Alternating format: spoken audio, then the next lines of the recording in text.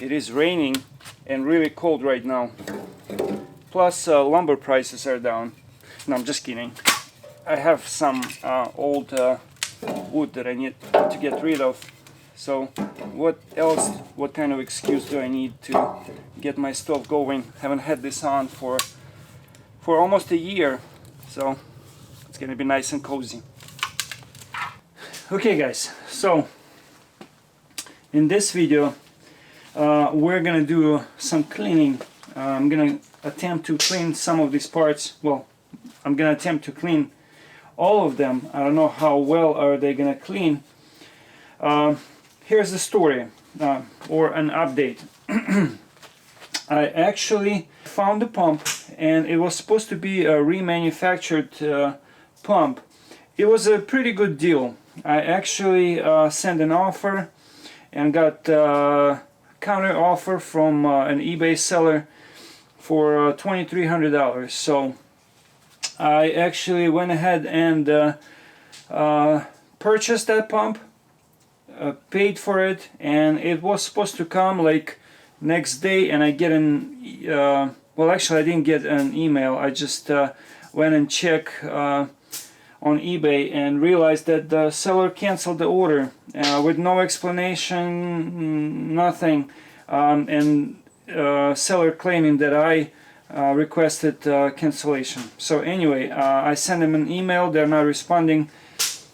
I assume that they changed their mind. They have their own reason. Sucks, but what can we do? But meanwhile, while I was waiting on the pump to arrive, I actually was doing some research, and I actually found, I believe I found these solenoid coils, and I ordered one, and I'm waiting on it. It's probably going to take a couple weeks to get here because it's coming from China, and it looks like it's an exact fit. As long as these things are alive, I believe I can order those solenoids, and there's a whole bunch of them available online. But they're all different connectors, different sizes, different voltages. So the one that I ordered, I hope it's the right one. When it comes in, I'm gonna test it. I'm gonna see if it fits, and I'm gonna test it. The one thing I haven't found yet is this nut right here, but I can order this nut from Bobcat, and if I'm not sure exactly what it costs, but I expect it's gonna cost like $50 from Bobcat. I found a couple of used ones on eBay. No, not on eBay, just online, for like a couple $100, but I'm not sure if they're gonna be the right fit. But anyway, those parts are in works. There are two sensors on the bottom of this pump, position sensors, just a regular position sensors. Similar sensors are, you can find them in throttle bodies on cars, and those things are supposed to be, you know, like you would expect, $30, $50 maximum for that sensor. But these particular ones are $750, close to $800 from Bobcat. I don't know, I guess they made out of gold. But anyway, if I get those two sensors, that's going to be another $1,500. So just buying these pieces, just without even going into the pump itself, it would cost me $3,000. But that was my old research. Now I had a little bit more time, and I did a little bit more research, and I actually, and I believe it's just miraculously, I found a guy on eBay selling sensors like that. They look identical to the sensors that Bobcat sells, but the part number is different on them. So and they are $50 a piece.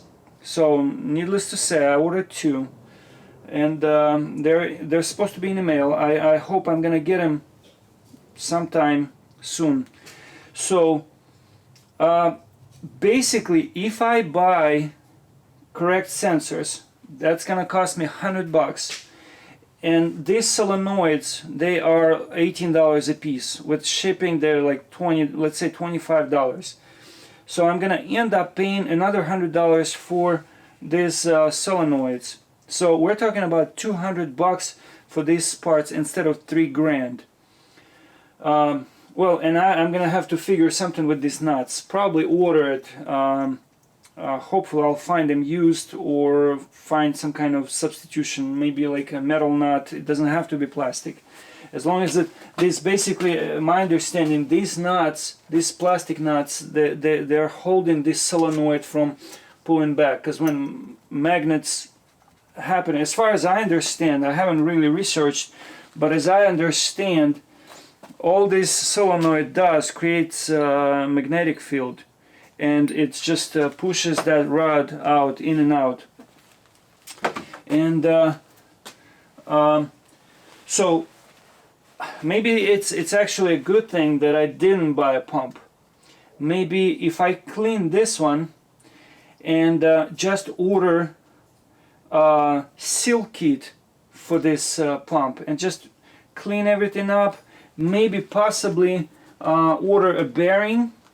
I don't know, it may even gonna clean up. I have no idea. I haven't started cleaning yet. So, I mean, still, if those electrical parts are gonna cost me $200, I'm pretty sure I can fix this pump for less than $2,000.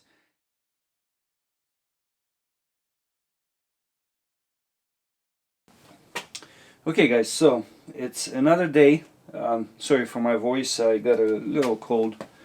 I cleaned the gears and the housing where the gears are running, and I got to cleaning this part, and there are some channels for the oil channels, and I can't get them clean as good as I want. So I've got one of these from Harbor Freight for about $20, and actually as soon as I started sandblasting it, I realized that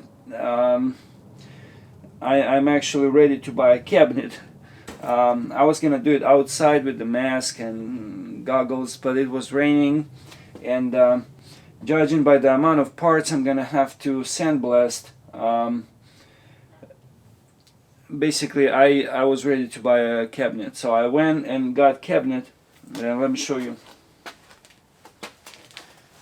my cabinet. So I got it yesterday. I actually assembled it, and actually yesterday when I was looking for one, I checked locally if anybody's selling one locally, and there was someone selling one locally for $200, and it's $200 from Harbor Freight, but you get this whole thing in pieces and you have to assemble it.